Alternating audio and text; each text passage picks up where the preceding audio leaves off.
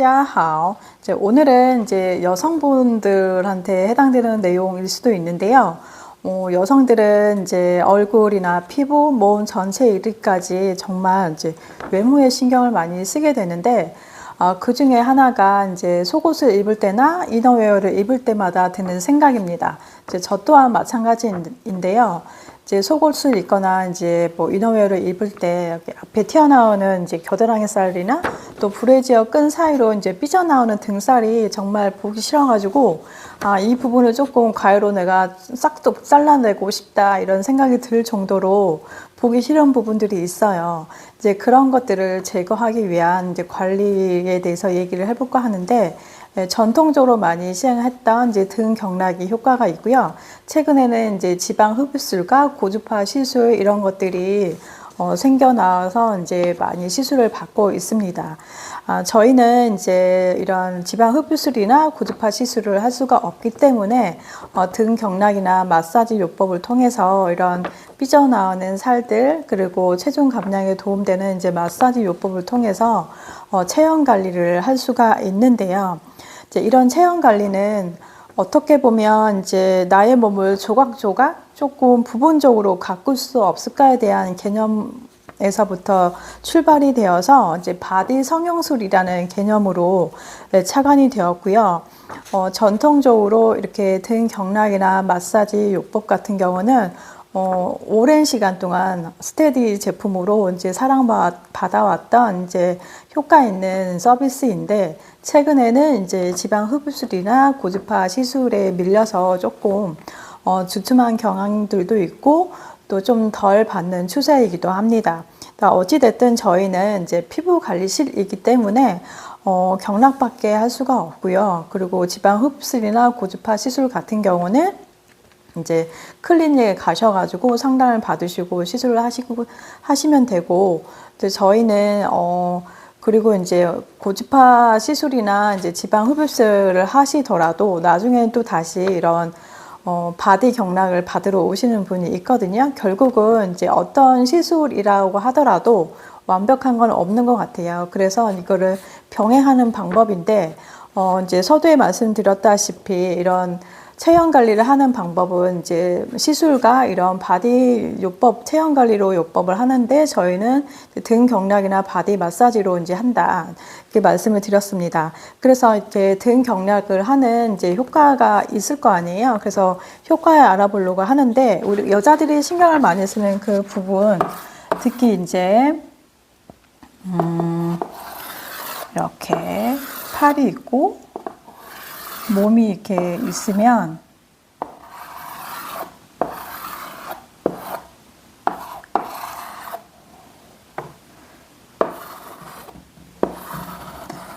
여기 가슴이라고 치면요, 여기가 겨드랑이 살이라고 하면 여기가 부유방이라고 하거든요. 여기를 부유방이라고 그래요.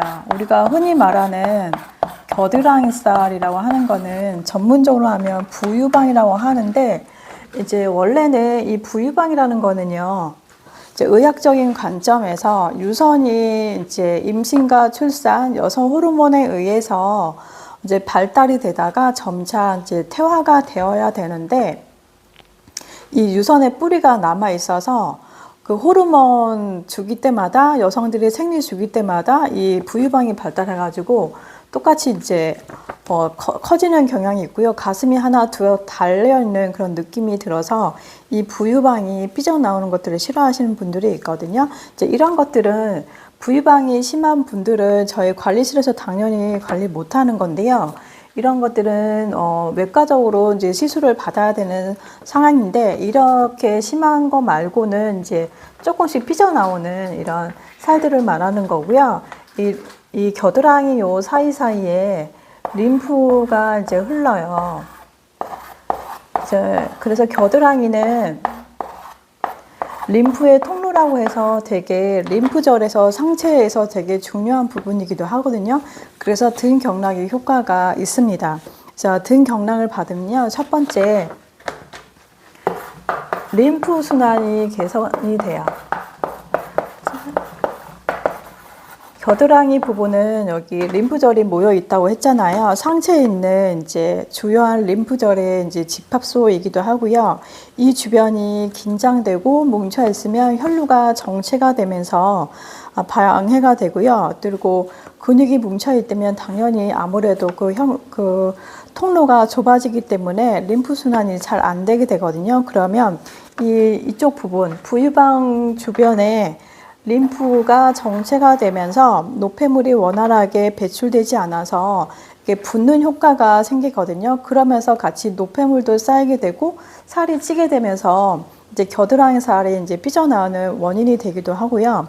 두 번째는 부종 완화예요. 이렇게 림프 순환이 원활하지 않으면 지방이 뭉치고 부종이 발생하기 쉽다고 말씀드렸잖아요. 그래서 이 부분들을 마사지 요법이나 경락을 통해서 이렇게 풀어주면 이제 원활하게 이제 촉진을 할 수 있고 또 붓기나 통증에 상당한 도움이 되기 때문에 부유방 관리나 겨드랑이 살 관리에 도움이 될 수가 있습니다.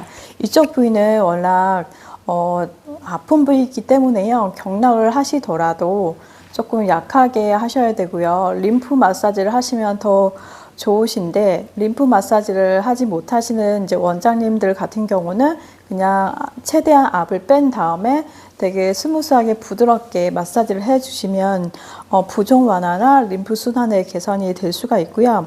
세 번째로는요, 혈액 순환에 도움이 돼요.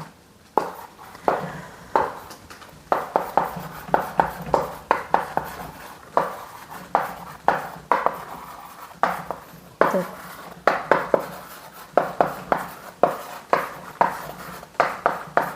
첫 번째와 마찬가지로요, 림프와 혈액은 같이 지나가는 통로라고 할 수 있는데요.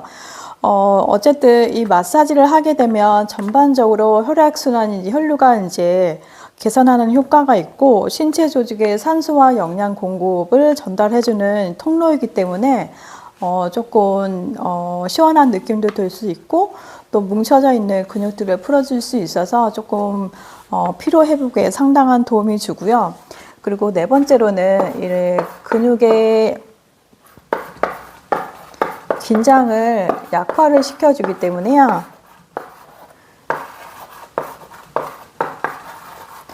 등 경락이나 마사지 요법이 상당한 도움을 줄 수 있습니다. 최근에는 우리 현대인들이 스마트폰을 항상 들고 다니는 그런 자세 때문에 거북목 증후군을 많이 앓고 있거든요.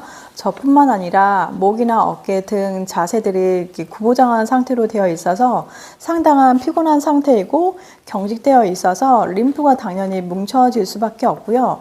혈액순환도 잘 안 되고 또 뭉친 자세로 인해서 근육이 긴장되다 보니까 근육들이 조금 짧아지게 되면서 통증을 일으킬 수도 있고요.